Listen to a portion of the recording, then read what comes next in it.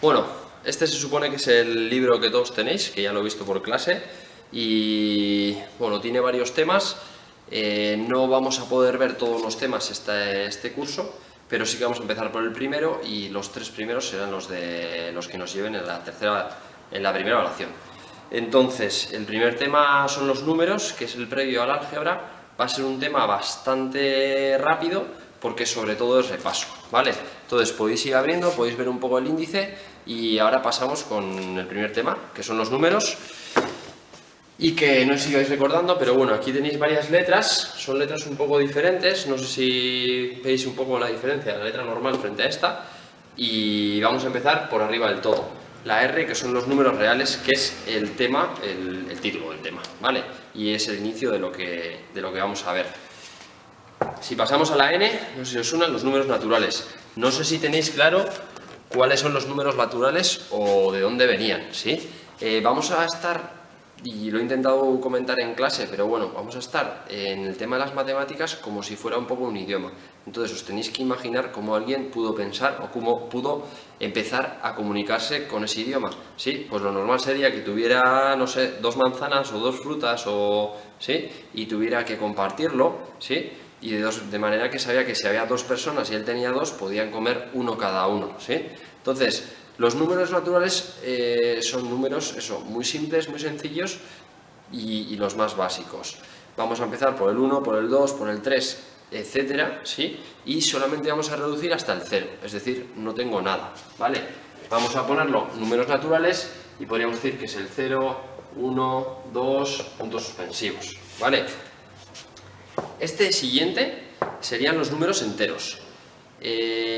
Incluyen evidentemente a los números naturales y no sé si os hacéis a la idea de cuáles podrían ser, pero voy a intentar dibujar una gráfica, ¿sí? En este caso va a ser una simple línea y es como lo hacéis de pequeños, ¿sí? Como lo hemos estudiado todos. Y dentro de esta línea, si yo marco en el centro el 0, y hacia la derecha voy poniendo 1, 2, etcétera. Estos serían los números naturales. Si intentamos ir hacia la izquierda, también hay línea, ¿no? Por lo que podríamos seguir. De manera que es aquí donde entran ya los números enteros y se empieza a calificar el -1, el -2, el -3, ¿sí? Estos serían los números enteros y ahora vamos a intentar pasar a lo que serían también los números racionales. ¿Cuáles son los números racionales? Pues son estos y estos, es decir, los números enteros y los naturales, pero es que además es un momento ya en la historia donde pues empiezan a pensar, empiezan a intentar visualizar cómo dividir las cosas, cómo partirlas. Y es que realmente puedo tener una tarta y partirla en 2 o 3 o 4 cachos, ¿sí? Y eso, ¿cómo lo puedo escribir aquí? ¿Sí? Pues no sé si os sonará, pero probablemente cuando, por lo menos los que hacéis dibujo, que sois más de uno, habéis empezado a hacer una línea y para hacer una división en dibujo de un segmento, ¿sí? Si ponemos que este es el 0 y este es el 1 y yo quiero dividirlo en 4 cachos, ¿sí? O 3, por decir algo, aquí lo ponemos en 1, 2 y 3 cachos y al hacer paralelas, ¿sí? No sé si me ha quedado muy igual, pero más o menos, ¿sí? Esto es lo que vendría siendo un tercio, ¿sí? Un tercio, si lo ponemos en número, sería un 0,333 periodo, ¿verdad? ¿Sí? De manera que ya entramos a los números decimales. Esos números decimales serían, incluidos a los naturales y a los enteros, lo que llegan a ser los números racionales, ¿vale? Y para ya acabar con esto, nos quedan los irracionales. ¿Qué son los irracionales o qué diferencia hay con todos los demás? ¿Sí? Pues simplemente serían aquellos números que no son infinitos gracias a un periodo, sino que son infinitos con una serie de números diferentes que no se repite, ¿sí? ¿Esto qué quiere decir? Pues por ejemplo, el número que os sonará y que lo sabéis bien es el pi, ¿verdad? 3,1416, etc. Ese número es infinito, igual que este, pero no es porque se repite un periodo de números, ¿sí? Sino que, pues por su forma, pues es un número infinito. Ese número no se obtiene haciendo una división o en una línea de esta manera, sino que ya se obtiene a través de raíces cuadradas y demás operaciones, ¿sí? ¿Cómo podemos dibujarlo? ¿Cómo se inventaron ese número? Porque vosotros imaginaros que no existe ese número y me lo tengo que inventar o me tiene que salir de alguna manera, ¿sí? Pues si os sabéis el triángulo rectángulo y el teorema de Pitágoras, ¿sí? Si yo pongo aquí un 0, un 1 y un 2, ¿sí? igual que lo estábamos haciendo aquí, y aquí en el 2 lo que hago es subir un 1, ¿sí? Pongo esta altura aquí, nos creamos esta línea, ¿sí? Esta hipotenusa, ¿sí? Va a ser cateto opuesto al cuadrado más cateto opuesto al cuadrado, ¿sí? Sería igual a la hipotenusa al cuadrado, es decir, 2 al cuadrado más 1 al cuadrado, ¿sí? Esos son 2 al cuadrado 4 y 1 al cuadrado 1, 2, o sea, 4 más 1, 5, ¿sí? Sería raíz cuadrada de 5, ¿sí? Este número lo podemos dibujar, sería ya este dibujo, pero bueno, si pinchamos aquí con el compás y llegamos hasta aquí, ¿sí? Lo podríamos marcar aquí como raíz de 5, es decir, ese número existe, en esta línea puede estar, ¿sí? Pero es un número diferente, se llama número irracional. El número pi, el número e, que también lo utilizaremos después con los logaritmos, pues es uno de ellos. Y para acabar esta primera fase, os quiero hacer un mini esquema bastante rápido, bastante simple, pero para que lo tengáis en la cabeza, porque todo esto, que es teoría pura y dura, es bastante simple, pero lo tenéis que introducir, porque yo un día puedo hablar de números enteros, puedo hablar de números racionales, puedo hablar de números irracionales, y tenemos que saber de qué hablamos, ¿sí? Lo tenemos que identificar bien. Es como saber vocabulario en un idioma, pues nos lo tenemos que saber, ¿vale? Entonces, el esquema es bastante simple. Los números enteros, vamos a ponerlo aquí, ¿sí? Son todos. Y se dividen en los racionales, ¿sí? Que es como una Q doble, y este es como si fuera una I doble, ¿vale? Números irracionales y números racionales. Y entre los racionales podremos hacer una subdivisión que serían los números enteros, ¿sí? Que son como una Z, y si lo volvemos a dividir y vamos a algo más básico, podríamos llegar hasta los números naturales, ¿vale? Esto, teoría pura y dura, y ahora bien, un mini resumen que también aparece en el libro y que, bueno, espero que lo tengáis claro y si no, lo apuntáis, ¿vale? Que lo tengáis clarísimo. Si pongo esto, sabéis que es sumar, ¿verdad? Si pongo esto, sabéis que es restar, ¿vale? Entonces, ahora bien, si ya vamos a esto es igual, si hacemos esto es menor y esto es mayor, ¿sí? Si hacemos así, esto es mayor y esto es menor. Si le incluimos aquí una segunda barra, quiere decir mayor o igual que, ¿sí? Lo repito, mayor o igual que, espero que se me esté oyendo, aunque no mira la cámara siempre, ¿vale? Entonces, estas operaciones tienen que estar bastante claras. Y a la hora de hablar de funciones, que ya lo habéis hecho en cuarto de la ESO, pero lo recordamos un poco, cuando vamos a poner una serie de números que se incluyen y no se incluyen, ¿sí? Acordaros que si ponemos en corchetes, ¿sí? Los corchetes quieren decir que sí, que está incluido, que pertenece, ¿sí? Si yo pongo 1,2, el 1 entra y el 2 entra. Pero en cambio, si pongo 1,2, con paréntesis, no se incluyen. El 1 no está y el 2 no está. Es entre el 1 y el 2, pero sin incluirse. Acordaros que siempre puedo jugar y puedo poner 1, 2. En este caso el 1 estaría incluido y el 2 ya no, ¿vale? Y para acabar y finalizar, lo que podéis llamar la U y la N, ¿sí? La U y la N. ¿Os acordáis de cuál es la intersección y cuál es la unión o qué? Bueno, pues para intentar hacerlo fácil, la U es de unión y la N es de intersección, ¿vale? No sé si así os lo haréis, ese es mi truco para acordarme de ello, pero bueno, la unión es unir, ¿sí? Que lo vamos a utilizar mucho en geometría, que eso ya sería más de cara a la segunda evaluación, y la N es de intersección, ¿vale? A ver si este mini resumen nos vale. Ahora hablamos de los errores. o las aproximaciones, ¿vale? Borro esto y lo vuelvo a poner, y una vez que hacemos eso ya pasamos a hacer algún ejemplo. Claro, no sé si lo veis bien, pero bueno, vamos a hablar de las aproximaciones, de los errores, ¿sí? Los errores, ¿qué quiere decir? Vosotros sabéis que cuando empezáis a llevar decimales, a veces vamos a redondear, vamos a ir, ¿sí? Entonces ese redondeo en realidad es un error, ¿vale? Pues simplemente tenemos que tenerlo claro que eso es un error y que se puede valorar la cantidad de error que tendríamos, ¿vale? Entonces vamos a llamarlos de dos maneras diferentes: error absoluto y error relativo. El error absoluto, no sé ni siquiera si escribirlo, pero es bastante sencillo. Es la realidad, ¿sí? El número realmente, menos la aproximación que estamos haciendo, menos ese número redondeado, ¿sí? Pues, por ejemplo, en el caso del número pi, es un número infinito y está complicado, pero podríamos decir que si yo me quedo con el 3,14, pues tendríamos que restar el 3,1416, etcétera, etcétera, menos 3,14. Y ese es el error absoluto que yo estoy llevando cuando hago esa aproximación, cuando hago ese redondeo, ¿vale? Y de la misma manera, el error relativo, ¿cuál es? Pues el error relativo es el error absoluto, es decir, primero tendríamos que calcular esto, vamos a poner realidad, ¿sí?, menos la aproximación,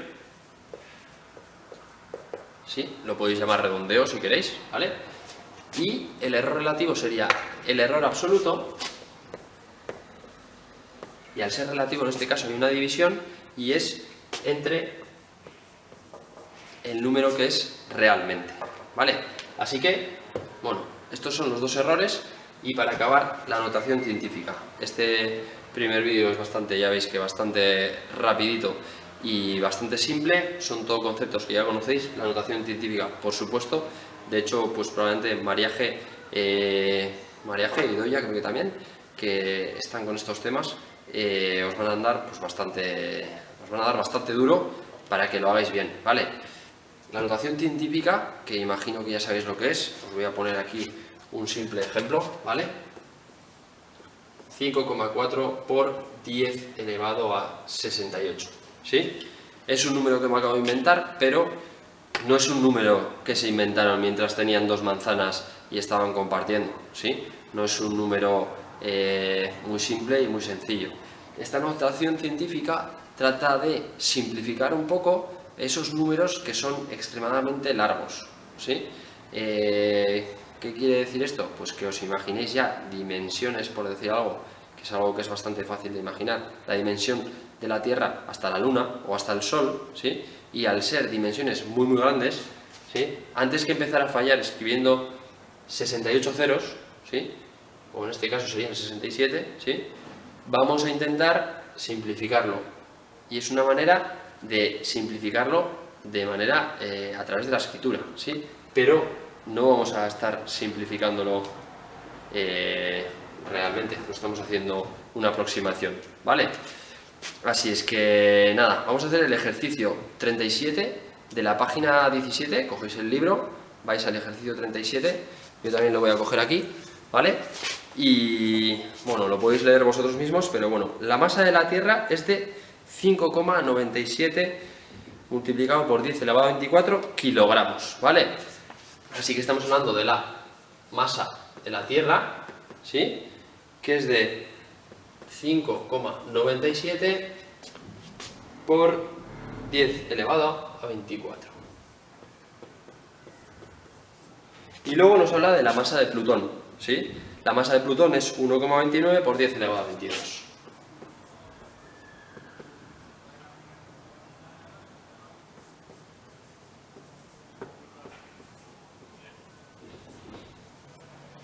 Vale, esto es una manera bastante simple de escribirlo, porque si no, empezando a escribir ceros y ceros y ceros sería bastante fácil y bastante sencillo que yo me confundiera, ¿vale?